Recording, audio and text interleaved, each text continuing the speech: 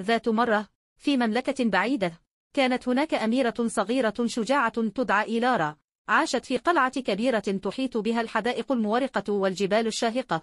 على الرغم من حياتها الملكية، كانت إيلارا تتمتع بروح فضولية، وكثيرا ما كانت تغامر بالدخول إلى الغابة المسحورة القريبة لاستكشاف عجائبها. في صباح أحد الأيام المشرقة، انطلقت إيلارا على حصانها لمفضل لونا لزيارة الغابة. كانت ترتدي فستانا أخضر بسيطا وتاجا منى الزهور لبريت التي صنعتها بنفسها.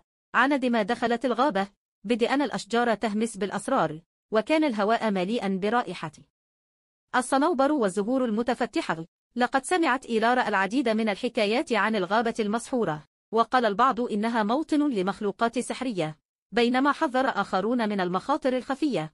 لكن إيلارا لم يردع، كانت تؤمن بأن الغابة مكان للجمال والغموض، ينتظر من يكتشفه. وعندما توغلت في الغابة، عثرت على جدول صغير متلألئ، كانت مياهها صافية تماما، وبدا أنها تغني لحنا ناعما ولطيفا. بفضولها، ترجلت إيلارا من لون وركعت بجوار النهر، وضمت يديها لتأخذ رشفة. كان الماء باردا ومنعشا، وبينما كانت تشرب، شعرت بموجة من الطاقة والدفء تنتشر في جسدها. وفجأة تحدث صوت لطيف: شكرا لك أيتها الأميرة العزيزة على لطفك. أذهلت إيلارا ونظرت حولها، ورأت جنية صغيرة ترفرف فوق النهر. كان للجنية أجنحة رقيقة تتلألأ في ضوء الشمس، وترتدي ثوبا مصنوعا من البتلات. من أنت؟ سألت إيلارا وقد اتسعت عيناها بالدهشة. أجابت الجنية: أنا لومينا، حارس هذا الطيار. منذ زمن طويل لعنني ساحرة شريرة وحوصرت هنا. فقط القلب ألنقي هوى لذي يستطيع فكل التعويذة. وأنت الأميرة إيلارا فعلت ذلك بالضبط. ابتسمت إيلارا وقالت: أنا سعيد لأنني تمكنت من المساعدة، ولكن لماذا شتمك الساحر؟ أظلم تعبير لومينا. سعى الساحر مورغراث إلى استنزاف السحر من هذه الغابة لزيادة قوته، وعندما حاولت إيقافه، ألقى تعويذة لسجنني، وهو يخطط للعودة وإكمال طقوسه المظلمة التي ستدمر الغابة وجميع مخلوقاته. عاقدة العزم على حماية الغابة المسحورة، تساءلت إيلارا: كيف يمكننا إيقافه؟ رفرفت أجنحة لومينا بإلحاح: يجب أن نجد بلورة الضوء المخبأة في أعماق الغابة. إنها الشيء الوحيد القوي بما يكفي لهزيمة مورغراث. لكن احذر، فالرحلة محفوفة بالمخاطر.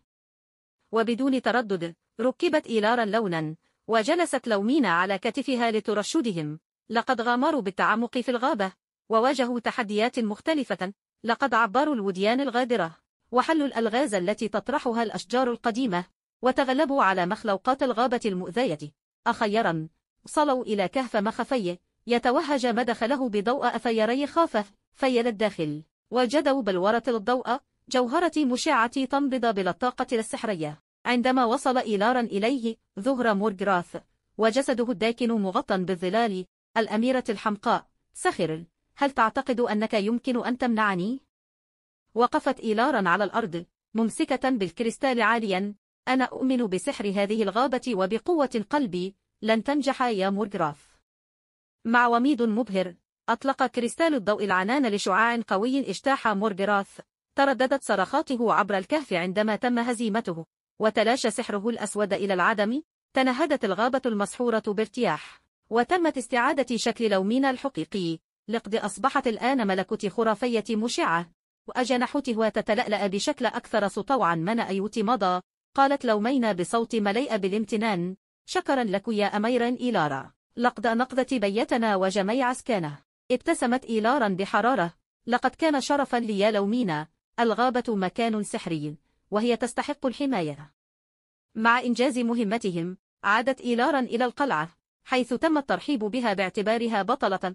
لقد رويت قصة الأميرة الصغيرة الشجاعة التي أنقذت الغابة المسحورة لأجيال عديدة، مما ألهم الكثيرين للإيمان بقوة الشجاعة واللطف والأسحر الذي كمن داخل كلا قلب. وهكذا عاشت الأمير إيلارا والغابة المسحورة في سعادة دائمة، وكانت علاقتهما بمثابة شهادة على القوة الدائمة لا الشجاعة ولا حب.